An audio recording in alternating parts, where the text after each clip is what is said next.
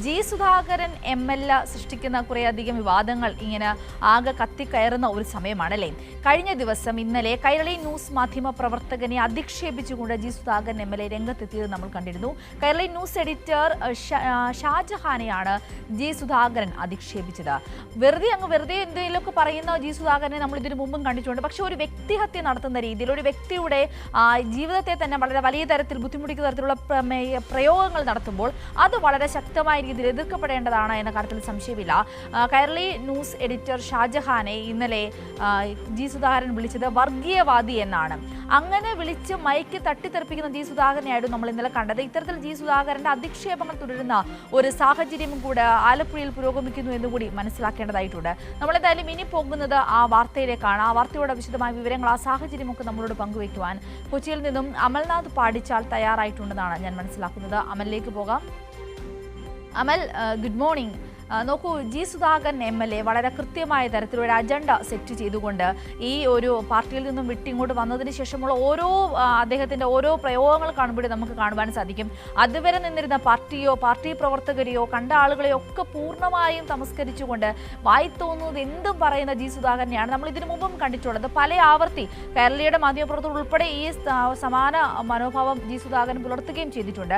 അത് നമ്മൾ പല ആവർത്തി കണ്ടിട്ടുണ്ട്. എന്നാൽ ഇന്നലെ അതിൽ നിന്നും എല്ലാം വളരെയധികം കഠിനമായ ഒരു പ്രയോഗം നടത്തിക്കൊണ്ട് ഒരാളെ വ്യക്തിഹത്യ നടത്തുന്ന രീതിയിലുള്ളൊരു പ്രതികരണമായിരുന്നു ജി സുധാകരന്റെ ഭാഗത്തു നിന്നും ഉണ്ടായത്. അത് കൈരളിയുടെ മാധ്യമപ്രവർത്തകൻ ന്യൂസ് എഡിറ്ററായ ഷാജഹാന് നേരെയായിരുന്നു അല്ലെ. എന്തായിരുന്നു ആ ഒരു സാഹചര്യം? എന്ത് കാര്യത്തിൽ ഒരു പ്രതികരണം തേടിയാണ് ഈ മാധ്യമപ്രവർത്തകർ ജി സുധാകരനെ സമീപിച്ചത്? എങ്ങനെയായിരുന്നു ഇങ്ങനെ ഒരു തട്ടിക്കയറ്റം ഉണ്ടായത്?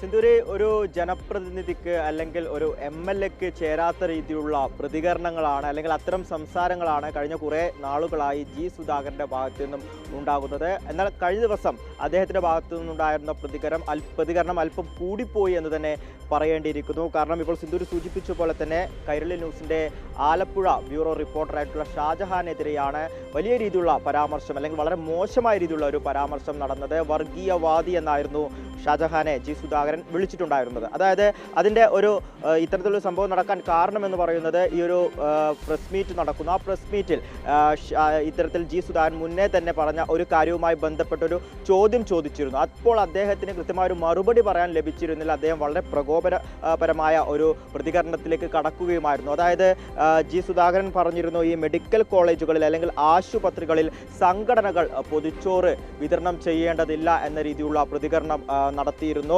അത് ഡിവൈഎഫ്ഐക്കെതിരെ അടക്കമുള്ള ഒരു പ്രതികരണമായിരുന്നു. നമുക്കറിയാം, കഴിഞ്ഞ കുറേ വർഷങ്ങളായി എല്ലാ ദിവസവും മുടങ്ങാതെ മെഡിക്കൽ കോളേജുകളിലും മറ്റ് ആശുപത്രികളിലും ഒക്കെ തന്നെ പൊതിച്ചോറ് വിതരണം ചെയ്യുന്നത് ഡിവൈഎഫ്ഐ എന്ന സംഘടനയാണ്. ആ ആശുപത്രികളിലെ രോഗികൾക്കും ഒപ്പം തന്നെ കൂട്ടിരിക്കുന്നവർക്കും ഒക്കെ ആയിട്ടാണ് ഇത്തരത്തിൽ ഈ പൊതിച്ചോറ് വിതരണം ചെയ്യുന്നത്. അപ്പോൾ ജി സുധാകരൻ പറഞ്ഞത് ഇത്തരത്തിൽ ഈ ഒരു പൊതിച്ചോറ് വിതരണത്തിൻ്റെ ആവശ്യമില്ല, അത് സർക്കാർ ഏറ്റെടുക്കണം എന്നൊക്കെയാണ്. പക്ഷേ അതൊന്നും ഒരിക്കലും നടക്കുമെന്ന് നമുക്ക് കരുതാൻ വേണ്ടി സാധിക്കില്ല. കാരണം ഡിവൈഎഫ്ഐ പോലുള്ള സംഘടനക്കല്ലാതെ മറ്റാർക്കും തന്നെ അത്തരത്തിൽ ഒരു ദിവസവും മുടങ്ങാതെ ഈ ഒരു പൊതിച്ചോറ് വിതരണം നടത്തുവാനൊന്നും തന്നെ പാടില്ല. അപ്പോൾ അത്തരത്തിൽ ഈ ഒരു സംഘടനയ്ക്കെതിരെ അല്ലെങ്കിൽ പൊതിച്ചോറ് വിതരണത്തിനെതിരെ ജി സുധാകരൻ പ്രതികരണം നടത്തുന്നു. അതുമായി ബന്ധപ്പെട്ട് ചില ചോദ്യങ്ങൾ ഷാജഹാൻ ചോദിച്ചതോടുകൂടിയാണ് ഇദ്ദേഹം വളരെ പ്രകോപനപരമായ രീതിയിൽ പ്രതികരിച്ചത്. കാറിലേക്ക് കയറാൻ വേണ്ടി ശ്രമിക്കുന്നതിനിടയിലാണ് ഇത്തരത്തിലൊരു ചോദ്യം ചോദിച്ചത്. ഇദ്ദേഹം തിരിഞ്ഞു നിന്നുകൊണ്ട് ഷാജഹാനെ വർഗീയവാദി എന്ന് വിളിക്കുകയായിരുന്നു. അതോടൊപ്പം തന്നെ മറ്റ് പല രീതിയിലുള്ള ആരോപണങ്ങളൊക്കെ തന്നെ ജി സുധാകരനെതിരെ കഴിഞ്ഞ കുറേ നാളുകളായി ഉണ്ടായിരുന്നു. അതായത് മുൻ MLA ആയിട്ടുള്ള H സലാം പറഞ്ഞ ഒരു ആരോപണം എന്ന് പറയുന്നത് പാലത്ര കൺസ്ട്രക്ഷനിൽ നിന്നും ജി സുധാകരൻ പണം വാങ്ങിയിട്ടുണ്ട്, വലിയ രീതിയിൽ, അതായത് ലക്ഷക്കണക്കിന് രൂപ പലപ്പോഴായി വാങ്ങിയെടുത്തിട്ടുണ്ട് എന്ന രീതിയിലുള്ള ആരോപണങ്ങളൊക്കെ തന്നെ ഉയർന്നിരുന്നു. അത്തരം കാര്യങ്ങളും ജി സുധാകരനോട് റിപ്പോർട്ടർമാർ ചോദിച്ചിരുന്നു. അതൊന്നും തന്നെ അദ്ദേഹത്തിൻ്റെ കയ്യിൽ ഉത്തരമുണ്ടായിരുന്നില്ല. അതൊക്കെ തന്നെയാണ് ഇത്തരത്തിൽ വളരെ മോശമായ ഒരു പ്രതികരണത്തിലേക്ക് കൊണ്ടെത്തിച്ചത് എന്നത് വളരെ വ്യക്തമാണ്. ഞാൻ ആദ്യഘട്ടത്തിൽ സൂചിപ്പിച്ചതുപോലെ തന്നെ ജി സുധാകരൻ്റെ ഭാഗത്തു നിന്നും കഴിഞ്ഞ കുറേ നാളുകളായി ഉണ്ടായിരുന്ന പ്രതികരണങ്ങൾ അത് ഒരു ജനപ്രതിനിധിക്ക് ഒരിക്കലും ചേരാത്ത രീതിയിലുള്ള പ്രതികരണം തന്നെയാണ്. കഴിഞ്ഞ ദിവസം ഷാജഹാനെതിരെ ഉണ്ടായ പ്രതികരണം അത് അല്പം കൂടിപ്പോയി എന്ന് തന്നെ പറയേണ്ടിയിരിക്കുന്നു. കാരണം ആ ഒരു പ്രയോഗം വളരെ കൃത്യമായ തരത്തിൽ കൂടിപ്പോയി എന്ന് തന്നെയാണ് നമുക്ക് മനസ്സിലാക്കുവാൻ സാധിക്കുന്നത്.